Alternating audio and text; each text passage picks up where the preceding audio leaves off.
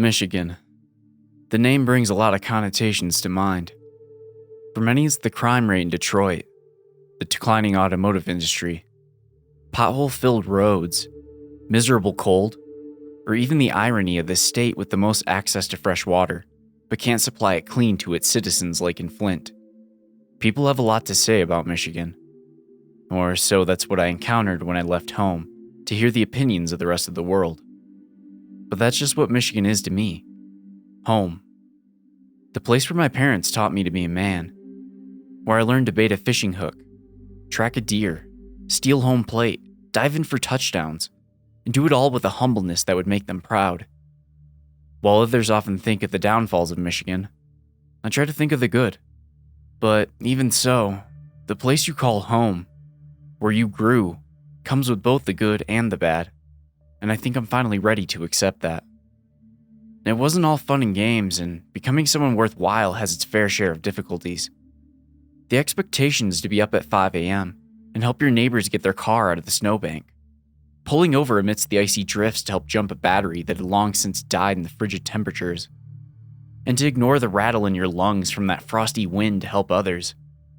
And even more so, some things are so painful, you tend to try to forget them completely. Maybe that's why I left. I'm in my early 30s now. I left home over a decade ago to travel the country and pursue a career. I bounced from the East Coast to the Deep South and slowly made my way southwest. And while the allure of the beauty of the mountains and desert plateaus was great, they still often paled in comparison in my mind to the sheer might of the Great Lakes and its countless neighboring rivers and tributaries.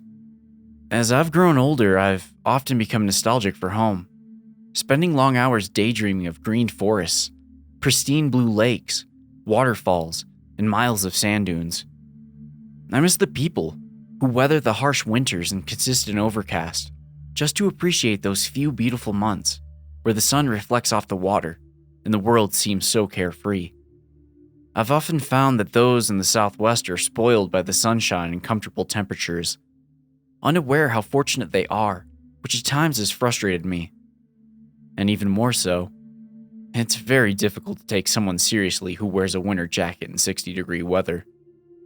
This recollection of what I experienced that cold November day on Lake Michigan is not meant to frighten you, or even dishearten you from visiting such a beautiful place. And to those of you who have also experienced and dealt with trauma as I have, I hope someday you can find solace as I had ventured out to find. But some skeletons are best left in their closets, and some demons are not meant to be faced. And if you take anything away from this, it's that compulsion can lead to a terrible fate, and some things are better left to mystery. I arrived back in the mitten in late October, and immediately found myself happier amidst the changing colors of the leaves. The gentle, cool winds off the lake were perfect to comfortably wear my hoodie, and I had enough gear and food for my trip to last a week. While the scenery was exactly as I had remembered in all of its beauty, the rest of home was hardly a shell of what it had been. My friends had long since dispersed around the country, and even my parents too had moved down south to where it was warm year-round. I made a quick stop in my old hometown to reminisce one last time. The old suburbs I lived in had a fresh coat of paint, but was otherwise familiar, unlike the faces of those residing there. Children laughed and played, tackling one another into the piles of leaves as the older kids tossed a football. A sea of Honolulu blue, maize, and green jerseys littered the area just as they had when I was a kid. I smiled and thought back to the hours I spent playing makeshift games of 2 versus 2 to break the plane of the driveway for a touchdown with my best friend Jake. The thought alone was enough to make my eyes well. I didn't care to think about him anymore. It made a lump in my throat and a pit in my stomach every time. Maybe this would finally give me my closure, though. I pulled into the local park where I learned how to play baseball and spent many late nights playing tag on the equipment.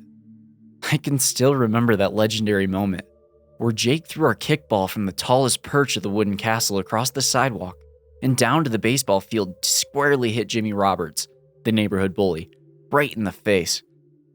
We laughed so hard we could barely run. So much so I didn't even mind when Jimmy impaled the ball on top of the chain-link fence around left field.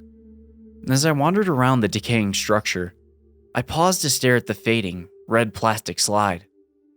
Twirling behemoth had seen better days and looked painful with exposed rivets inside. But on the back of the slide, 21 years later, you could still read the carving about a foot off the ground. And it read, Jake and Jason, 10/31/99. The search begins. The words cut deeper to my heart than were etched into the slide. We never did find the treasure, but maybe I can find you. I arrived to Empire in the late evening after driving for hours. The gorgeous Sleeping Bear Dunes lakeshore was in sight. Over 35 miles of sand dunes across the Lake Michigan shore, some towering as high as 450 feet. The trek up could be daunting, especially in summertime where the steepness mixed with the soft footing and sticky humidity could make even the most seasoned hiker fatigue. As much as I wanted to hit all the scenic trails as I used to do as a kid, nighttime would draw near soon, and my goal was to camp out in the backcountry before I left for my true destination tomorrow. A few miles out from the Platte River and a mile or so inland from Lake Michigan, I found my temporary home for the night. It was a small clearing in the woods, littered with crunchy orange and brown leaves and barren trees. I set up my tent and placed my mummy bag without issue, and planned to turn in early for the night. But hours of driving and living off of beef jerky wasn't enough sustenance, and my stomach was letting me know. The clearing had a communal fire ring, and a number of other backpackers were sitting beside the fire. Most were college kids in their early to mid-20s, hanging on to each other and laughing amidst the modest blaze. I quietly made my approach and took a seat on the bench across from the kids. They greeted me kindly enough, and even offered to share some of the eggs they were cooking. We chit-chatted a bit and shared a few laughs, but I was left feeling uneasy as another man sat on the ground staring into the fire in silence. He was an older man, and I don't mean like an early 30-something in a sea of young 20-somethings. He had a thick graying beard that would make Paul Bunyan jealous, and bore the scars of a laborer across his rugged hands. He wore a flannel jacket and gave no sign that he was interested in joining any of the discussion occurring. Sipping from a flask in silence, he had the look of a man who had enjoyed his fair share of towering late-night bonfires, but also the wisdom to appreciate the beauty and serenity of the Lake Superior sunsets which came before. As camping with immature people often goes, our discussion of the beauty of the nature around us quickly devolved into chilling tales of the supernatural.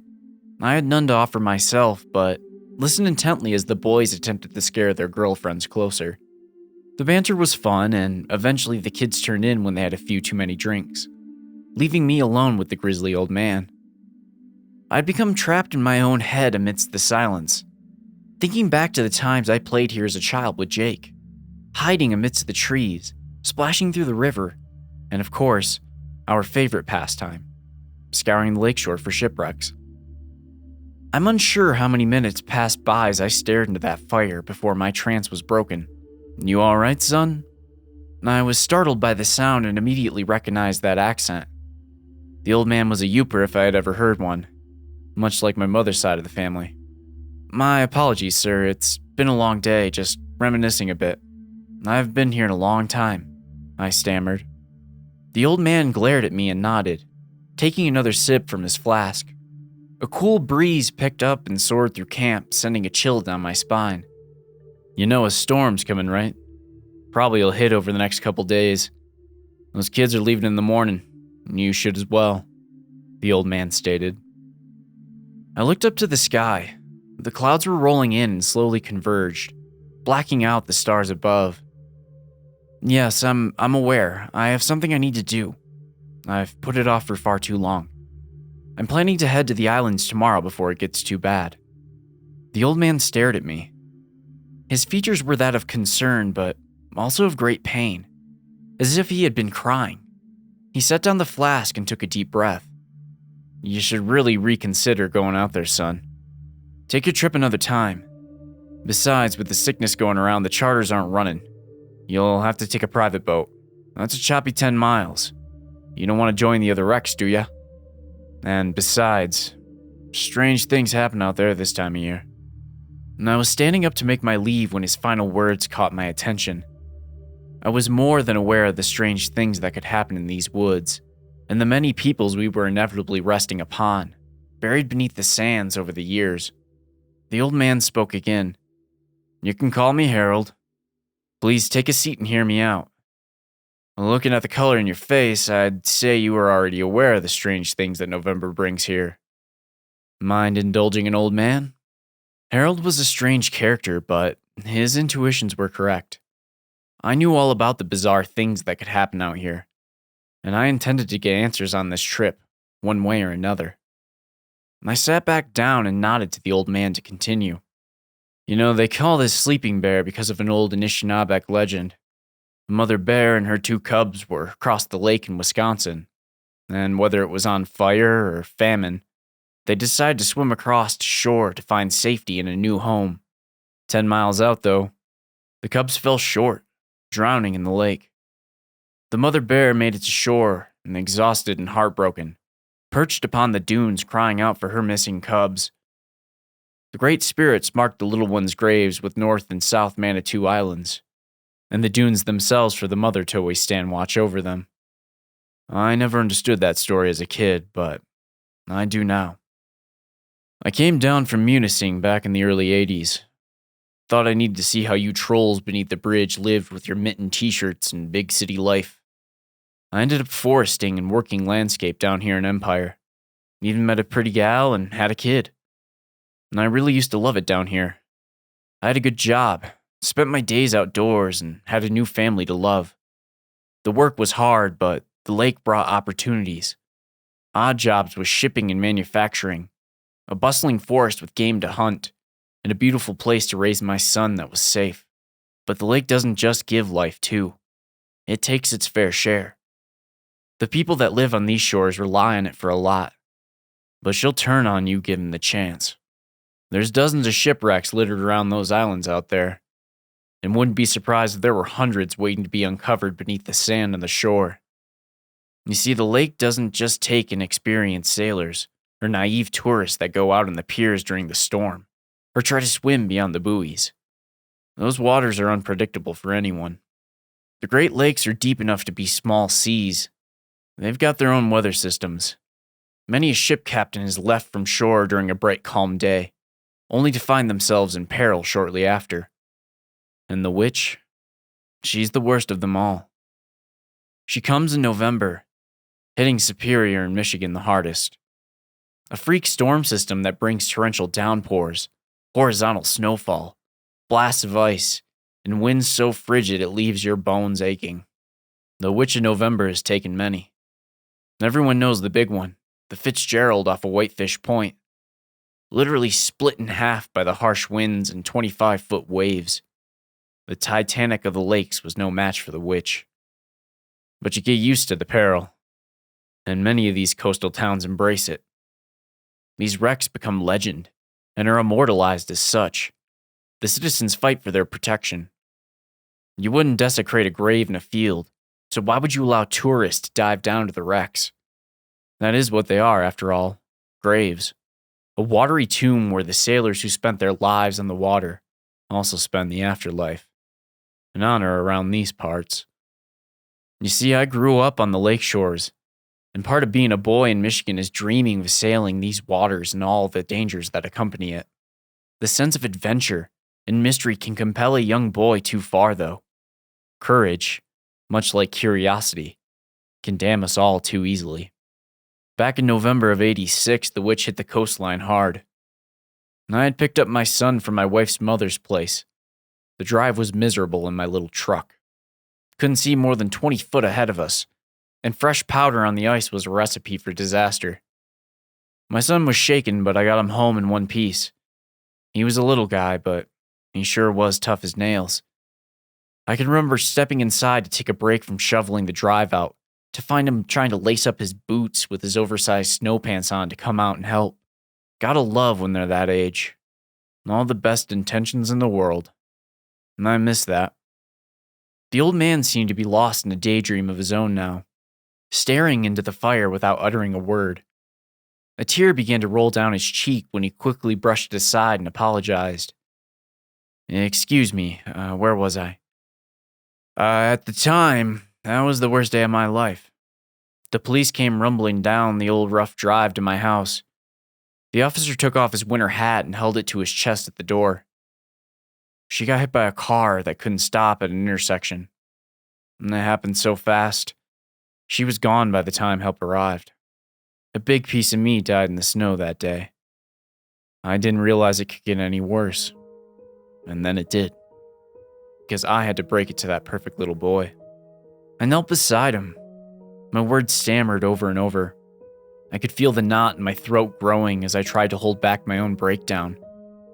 He was almost 5, and innocent and naive as any other little boy. But kids aren't stupid. Sometimes I think I would have held it together had he not dropped his toy car and hugged me, asking what's wrong. And I squeezed him so tight. Explaining to him that his mother was gone cut me to the bone.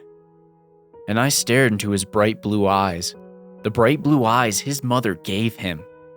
And I watched as they welled with tears, as if those perfectly blue lakes had once again been overwhelmed by a tearful storm. He didn't understand death, and to be honest, I didn't either.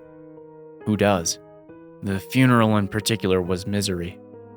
I wanted Sam to have closure, to be able to lay his eyes upon his mother one last time, kiss her cheek before she was laid to rest, to have that moment to express his thoughts clearly in whatever way he needed.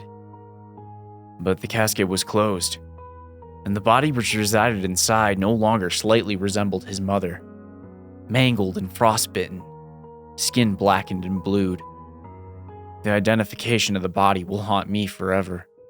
My 4-year-old son clung to my leg that day, frozen in fear, staring at the box which held his once loving mother. He didn't cry. He didn't yell. He didn't even speak.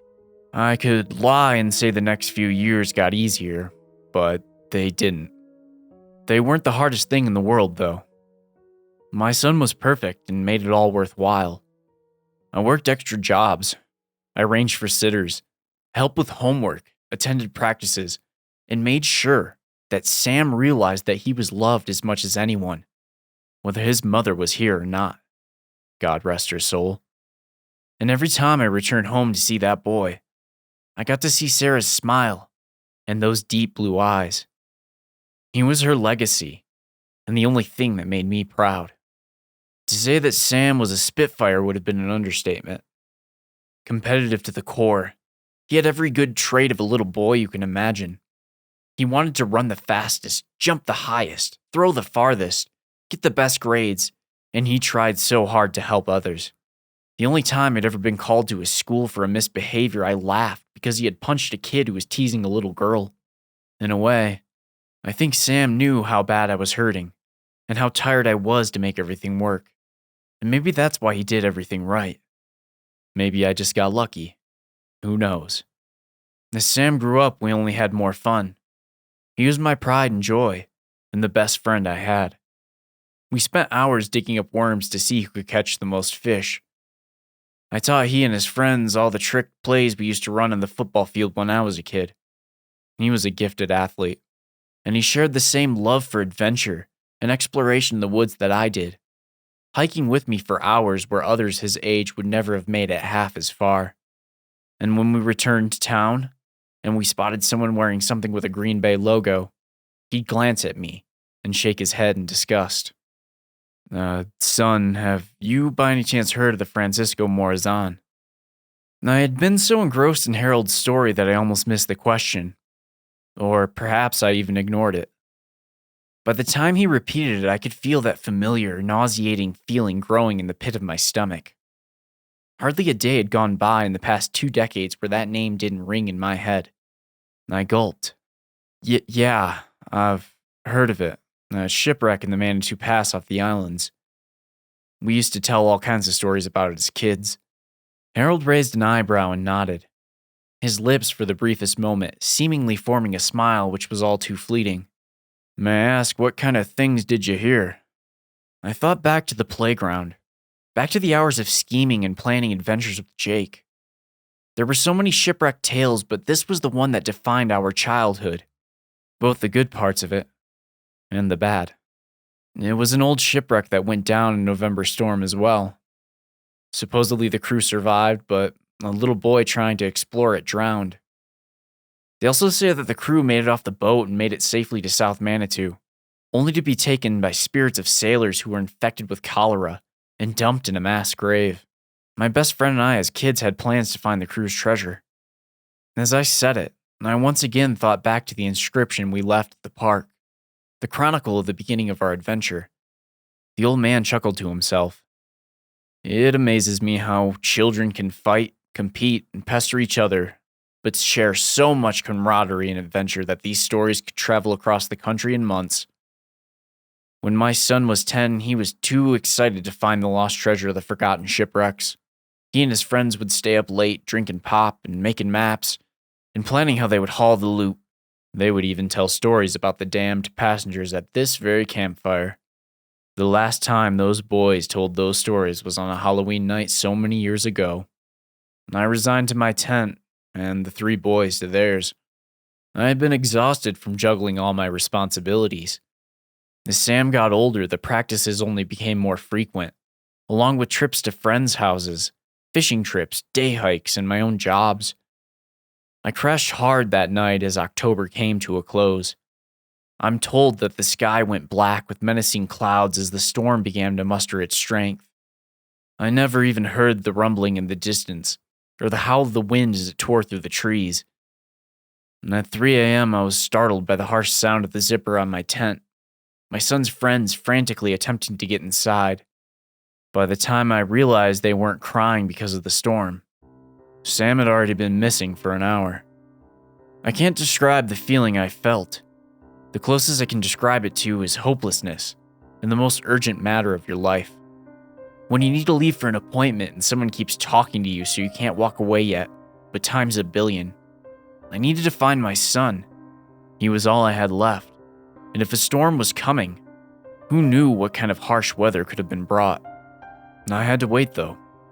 I had to make sure the 2 boys were safely delivered home before I went scouring the wilderness. I called out over and over from camp to no avail. I'm sure you couldn't hear me over the wind more than 30 yards away anyways. By the time the search formally began, the party scoured every last trail in the region. Miles of dunes, riverside paths, and even more on the lakeshore. The odds were against us. Sam's friends were meticulously questioned about why he left. They were apprehensive at first, sworn to secrecy under the starlight that they wouldn't tell, but under fear of grounding from their parents, they had broke. The 3 had slipped out of their tent shortly after I fell asleep, making their way toward the shoreline. Sam was the leader, as he was with most things, and urged the boys onward to scour the shore for treasures. Once they hit the lake and found where my old canoes were tied, they said that Sam began to stare off towards the islands. An eerie glow, not unlike the northern lights, seemed to emanate, and Sam was convinced the treasure lied ahead. But this wasn't the strangest thing the boys had to say. Sam was claiming he was being guided, lured ahead, compelled to search more and more by a woman's voice in the distance. The other boys couldn't hear it, but they said every so often Sam would pause and look out into the void of the lake, as if he was listening to something or someone. When the storm began to roll in, the other boys finally broke, leaving Sam behind at the lakeshore. I had never run so fast in my life. I tore through branches, stepped on prickers, brushed through poison oak, but I didn't care. I didn't need a trail, and it was too winding and time-consuming to follow. I sprinted dead ahead through the woods and dropped to my knees in terror.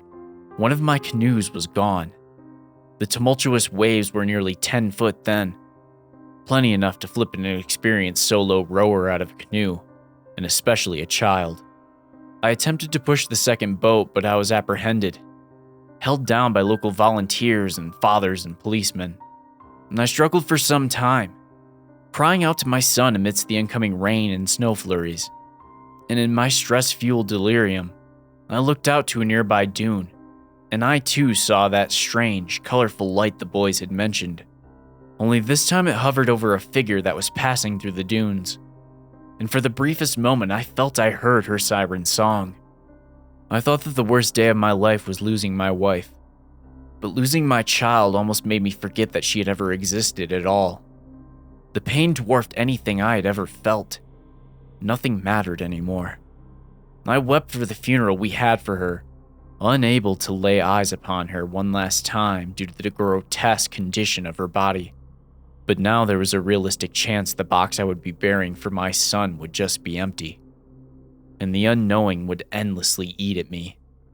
He could sink to the bottom of those endless depths and remain there until the end of time. They called me crazy, but I heard that siren song, and I saw her on that miserable day. The witch isn't just a storm. She's an extension of the lake itself. And much like the lake, she doesn't give back her dead. I spent my days here wandering for any trace I could.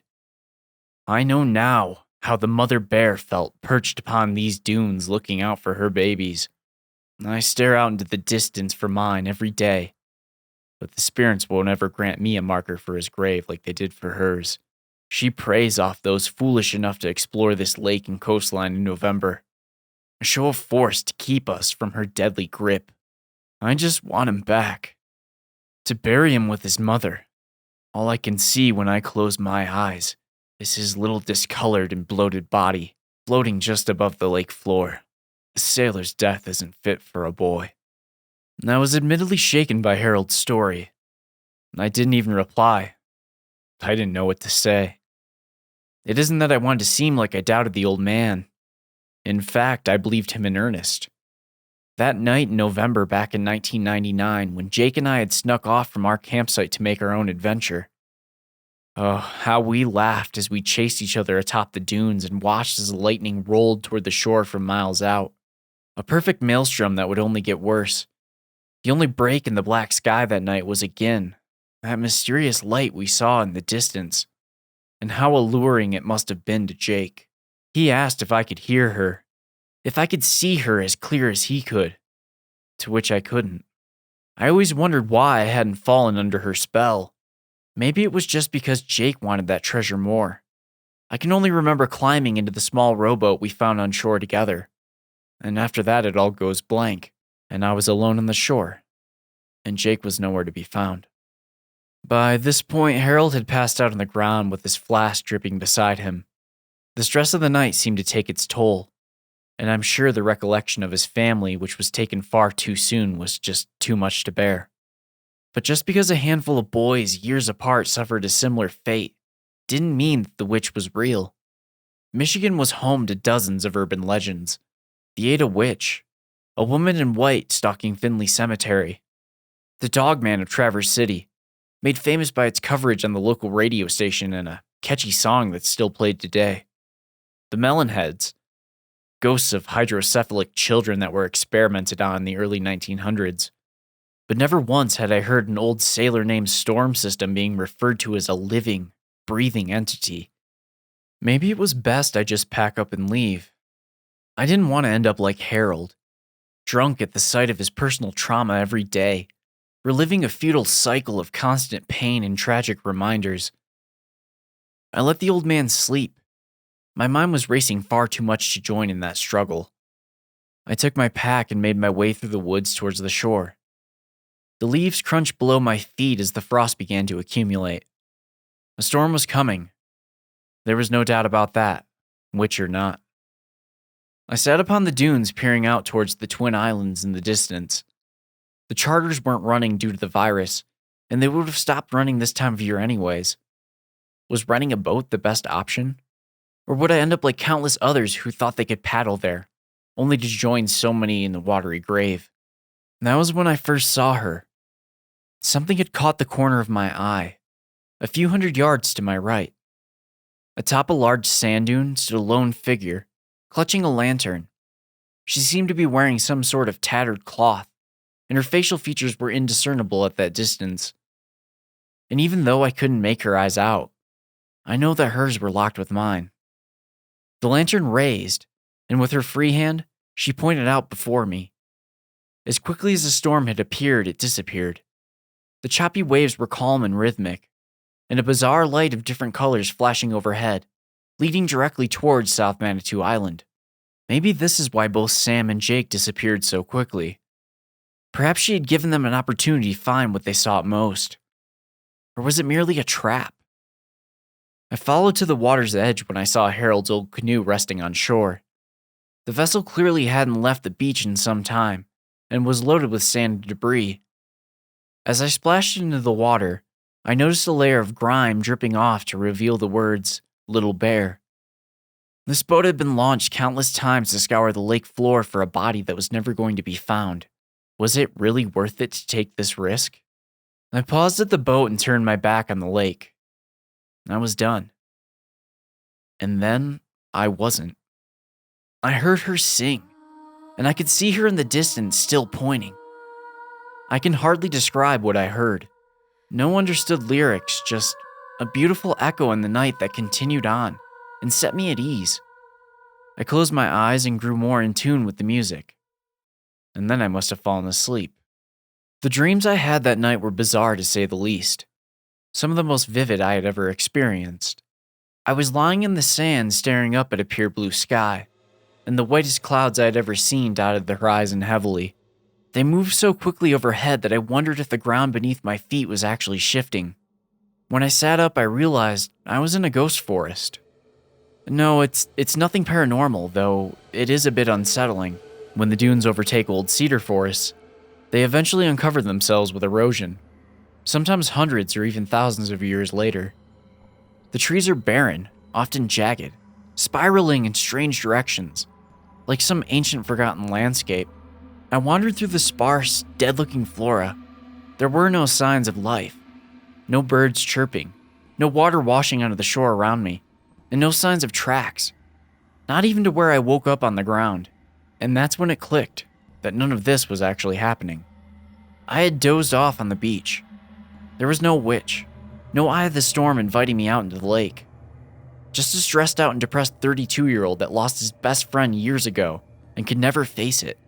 And as I came to that realization again, I heard the song. This time it was approaching me, getting louder. I looked back and I could see the woman approaching nearer, her body draped in ragged old fabric, clutching a lantern and pointing ahead towards me. The unsettling lullaby grew louder as she seemed to approach upon me faster and faster, without ever changing the pace of her steps. I ran forward as fast as I could, tearing through the trees and running through a seemingly endless labyrinth. Finally, I tripped, straight into the water, exasperated and terrified. There was nowhere else to go. She closed the distance between us quickly, holding up the lantern, which only became more blinding as she neared, masking her features. I held my hands up to shield myself in terror, when I heard another voice. A familiar voice somehow, but disembodied nonetheless. "Jason, don't take it. Jason, don't take it." And upon hearing that voice, I woke up. I shot straight up from the uncomfortable canoe floor, shaking the whole vessel. I was no longer back on the mainland, but merely 20 yards from the shore of South Manitou Island. I stared out in confusion.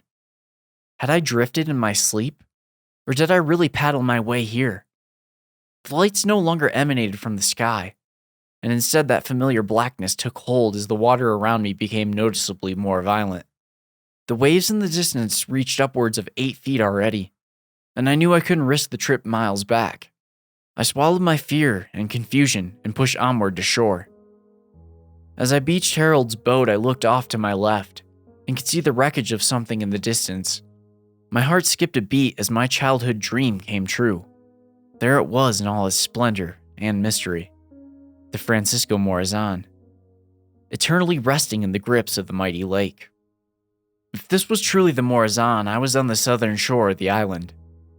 If I just followed the coastline east, I would eventually hit the lighthouse.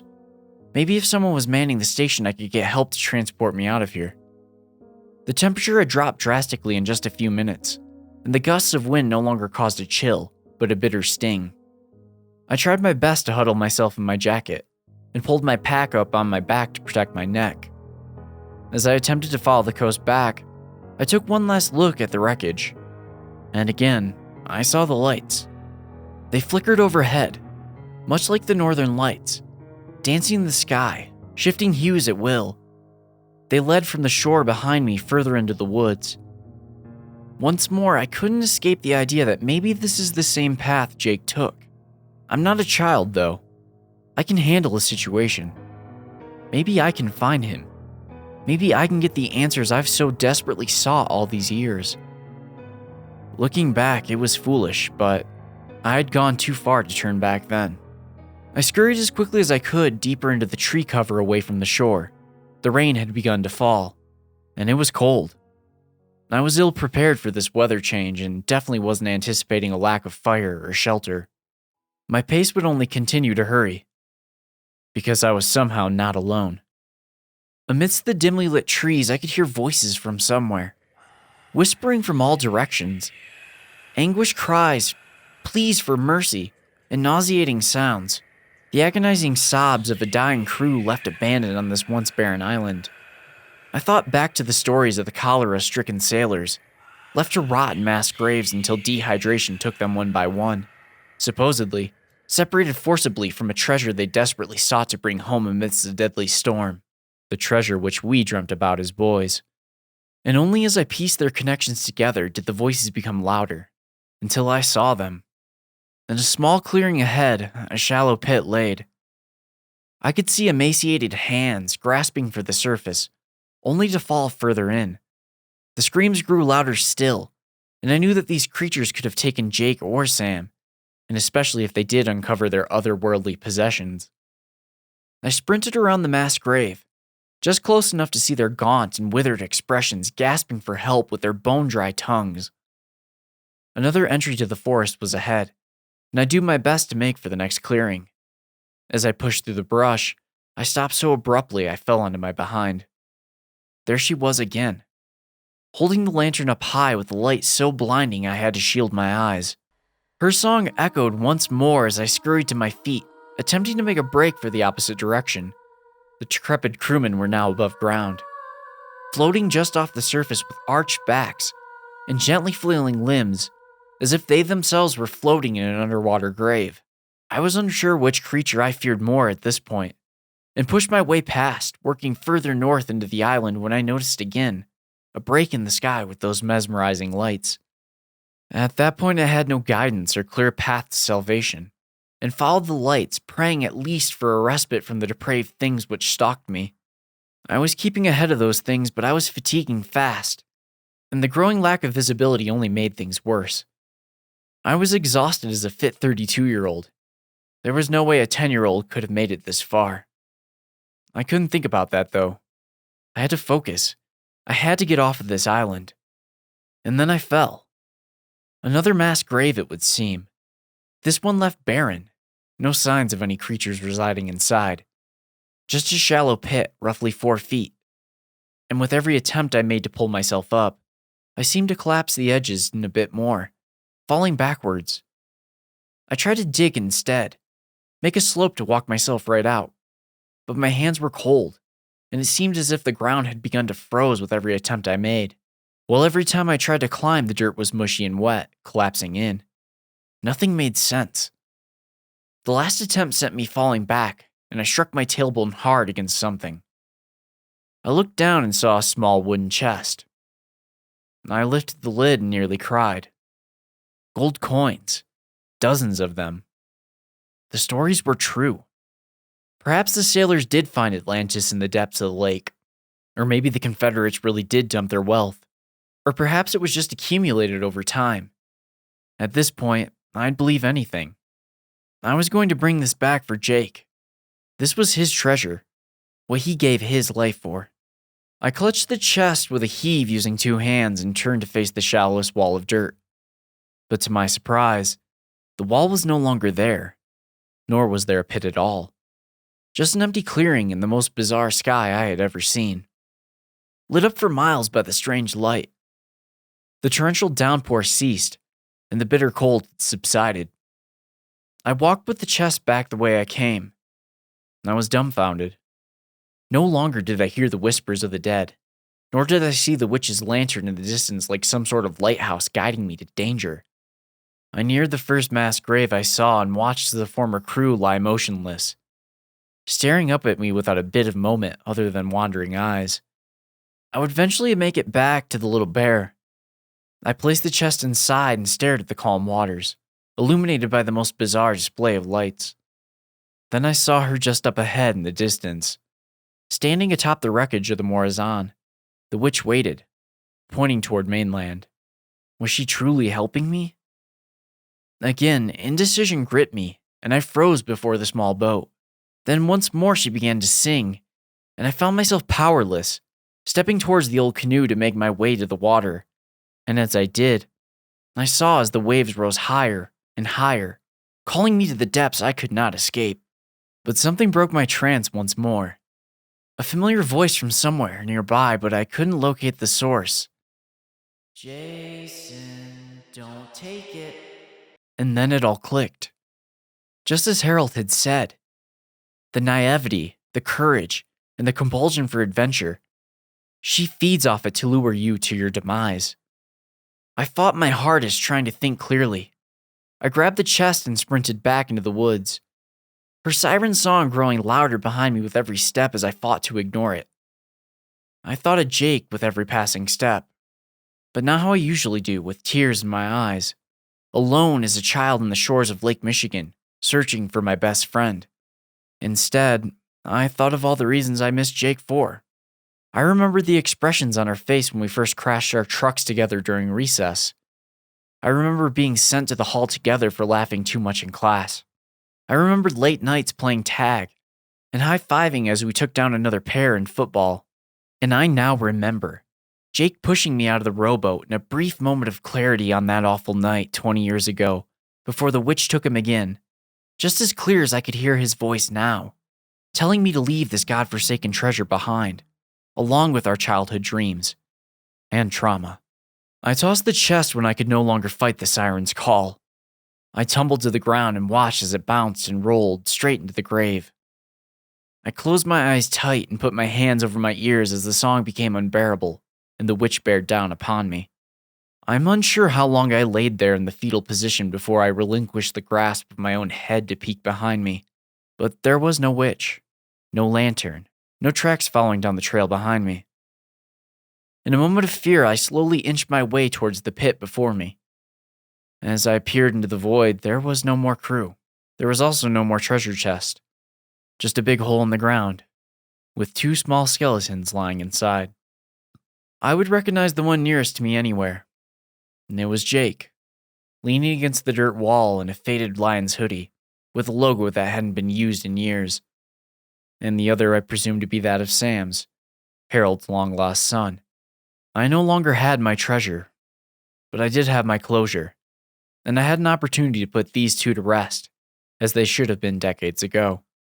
And while the sky was no longer as intimidating as it had been, the waves were still choppy, and that 10-mile row would be treacherous.